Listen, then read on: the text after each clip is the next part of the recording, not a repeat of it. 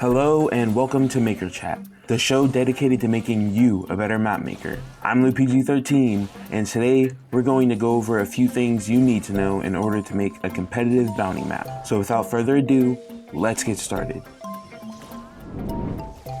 Bounty is a game mode all about survival and control. Most bounty maps are super defensive and promote long range and control brawlers. With this in mind, you can use horizontal, bush, and structure design to make your bounty map. Of course, if you want to branch out and experiment a bit, that's fine, but remember not to lean fully into the vertical side.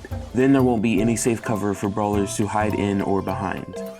On bounty maps, you'll usually see horizontal bush patches more than vertical ones. This is because vertical bushes are easier to check for sharpshooters than horizontal ones. That's why if you want to add a bush players can retreat to, it's usually better to make it horizontal so they have room to dodge ranged attacks.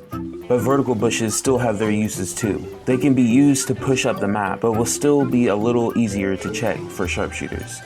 With that said, for brawlers with wide attacks, it's basically the opposite.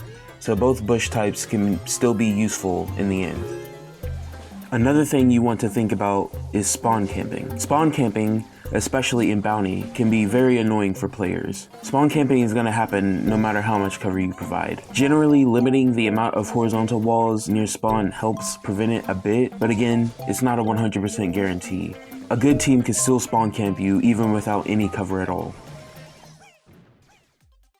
Now that all that's out of the way, it's time to make a map. Just like always, I'm going to start my map close to the center. Today I kind of wanted to make a tank-friendly map that's not super bushy and is a little wall heavy, but still has a lot of open space for sharpshooters. So to start out, I'm actually going to start placing grass. Now I know I just said this map wasn't going to be bushy, but this is pretty much going to be all the grass on the map. I knew I wanted to have the grass be part of the main structure of the map, so I added some walls to the side of it.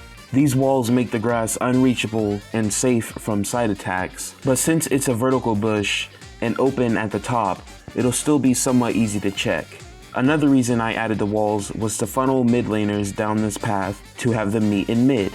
Since there is quite a distance between the two bush patches, I'd imagine mid lane interactions would usually end up being ranged shootouts until one gets defeated or has to fall back. Now that that's done, I should probably add some cover to the sides of the map. Like I said before, I wanted to focus on adding walls rather than bushes. Since this is bounty, and keeping control of mid is essential to victory, I'll add some horizontal walls to allow players to take cover. Instead of adding vertical walls to allow tanks to push up the map safely, I will stagger horizontal walls, which will have a similar effect. This not only allows tanks to push up on the sides without having to worry about their lane matchup outranging them, but also allows any mid-lane sharpshooters to possibly get a few shots off on them. Now, will this actually allow tanks to flourish on the map? Probably not, but other aggressive brawlers such as assassins should work really well. For the spawn area, I didn't add much to it, just a few structures to influence pathing and offer a small place to hide if necessary. Now I know I said before to be cautious of adding structures in the spawn area, but I think the walls are small enough and close enough to the spawn points that it shouldn't be too much of a problem.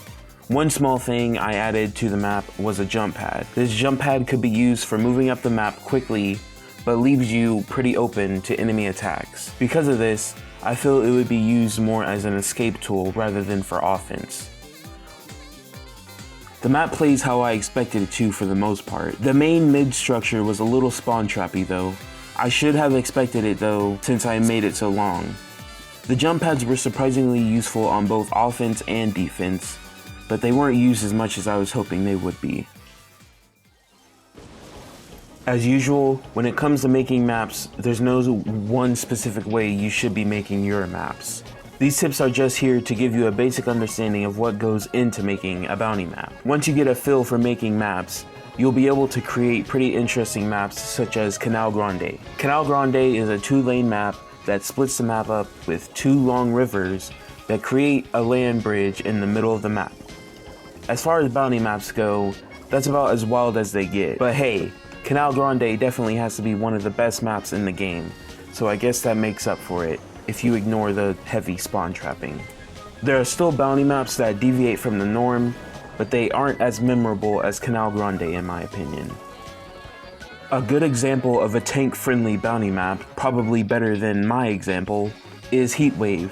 The map allows for tanks to push up unseen, but the grass on the sides is relatively easy to check. The abundance of walls also allows tanks to push up using those, but to counter that, they are all pretty close together and allow control brawlers to slow them down. Basically, this is a map that promotes tanks, but also allows other brawlers to still be played.